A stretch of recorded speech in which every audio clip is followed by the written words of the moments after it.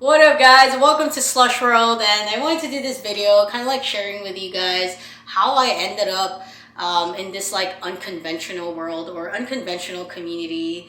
And you know what I can just say right now is if you ask me pre-pandemic, right? If you ask me pre-pandemic if I ever imagined myself being in the fitness community like this, more so knowing and understanding and loving the unconventional portion of the fitness community, I can probably say you're crazy, fool.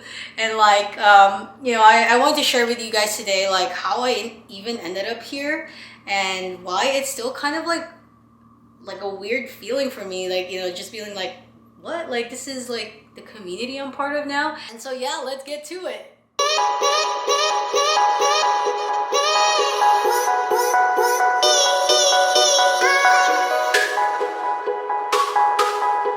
All right, so welcome back. I first started slush ropes as a jumper, so I was super fascinated about like the sport of jump rope, and I was just like, damn, that's so cool. See all these kids like, you know, like whipping up tricks, and I was like, I want that, you know.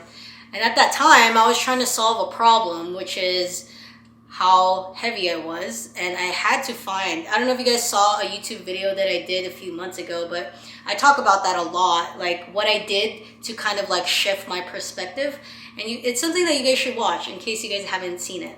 But anyway, started doing jump rope and loved it, super loved it. I couldn't stop, and for that same reason is also how I injured myself.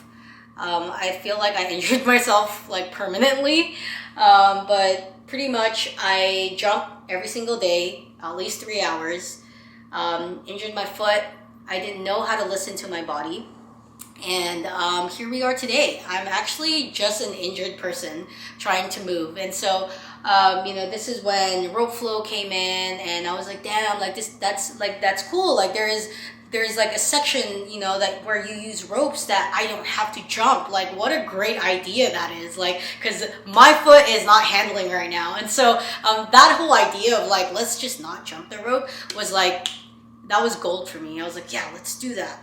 And in a few months, pandemic happened, and I was just like, that's fine. Like, I still have my jump rope. I still have my, my little toys, and I was like, let's do it. Like, that's fine. I don't need to go to the gym. And then, 2 weeks into it, I was like, dang, like it's really hard to work out at home. Maybe I should get a dumbbell. And, to make it very concise, when the lockdown happened, like supply chain is all messed up. There's like no one selling dumbbells at like a reasonable price. If they did, it was sold out. And this is where I started exploring like what other like weighted tools are out there. And so the things that I knew, and you guys have to remember, like I came from like a commercial gym, like it's like machines and like just all that like standard stuff. So I was like, okay, cool. So dumbbells, they're all sold out. All right. I was like, should I get a barbell? I was like, nah, like I've never liked lifting weights. I mean, you guys see the rack right there. It's mostly for aesthetics, to be honest. I do like a few workouts with it sometimes, but like I don't really use that section too much. But like, yeah, I was just like, dude, like I need to find something. And so the first toy that, I kind of like found was the kettlebell. And, in a commercial gym, kettlebells are not really like the highlight of, the gym. Like I've always seen people, and I have used kettlebells before, but I would do it like, I'm sure you guys have seen it. We just go like this, like just not using the kettlebell in the right way. Like, and so I was like, all right, cool. And when I got my first kettlebell, I remember it was the same time where I started following the crazy trainer. I saw this guy, Jared, which is my homie now. He's like flipping this thing. I was like, that thing is so heavy. Like you're flipping it and you're juggling it and you're tossing it. I was like, I want to be like that guy. And so I picked that up. Found it on OfferUp, and I was like, hell yeah, let's do this. And I started doing that, and then next thing you know, I was like, man, this like flow thing is really, really fun. Like what else can I what else can I buy online that's like kind of like similar or in the same like same category. And so dumbbells, all of that good stuff still sold out, and I was like, whatever. And this is where I found the steel mace. Steel mace was like fully in stock, and I was like, that thing right there, I'm just gonna buy it just because it's weighted, it's available, and like I can just mess around with it. And you know, once I ordered it, saw Leo for the first time, and I was like, damn, like this is even cooler. Like I was like, so like in my head at that time, I'm like, all right, so you're telling me that like this like fitness flow thing is not just with the ropes. Like, you know, I was having this conversation with myself, and I was like, you know, my mind was starting to like break, like it was like expanding. I was like, whoa, like I can flow with the rope, and then like I can also do it with a kettlebell, and then I can also do it with this like steel mace thing. I was like, there has to be more than that. And so you know, next thing you know, my friend Steph and Bill, I met them online, amazing couple. I love them. We connected, and it was the same time, like they were like, you know, they like just love what I was doing, and they sent me a gata. A gata is kind of like, I'm not an expert, guys, so I'm just saying, but like a gata is like a lot longer than a mace, but you know, very similar to each other in terms of like what it looks like. And I was like, dang, that's cool. And so they made me one, they sent me one, and I was like, this is awesome. I was just finding all these like fitness tools that I would have never seen on the gym, at least the gym that I go to.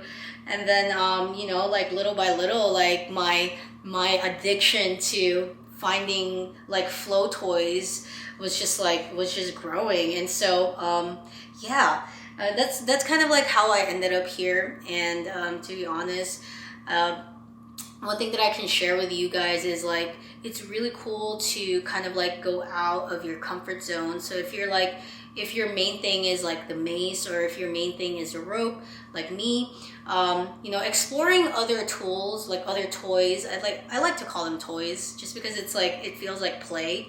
But yeah, like exploring other toys is like super important, because you know, you start realizing like whatever flow you're doing is not the only flow. They're actually all related to each other. And you know, scientifically speaking, they're all the same. The only thing that's a little bit different is like the weight distribution. And so, you know, if the weight distribution is like at the bottom of the toy or the tool, of course you're gonna have to use it slightly differently, but geometrically it's actually all the same. And so it's just really, really cool, and it's something that I encourage you guys to do. If you're like super into like juggling the kettlebell, pick up the rope, and you're gonna start to see, like, with what you already know with your main craft, you'd be surprised. You're like, oh wow, so I know how to do this, and like, let me try to apply that with my rope.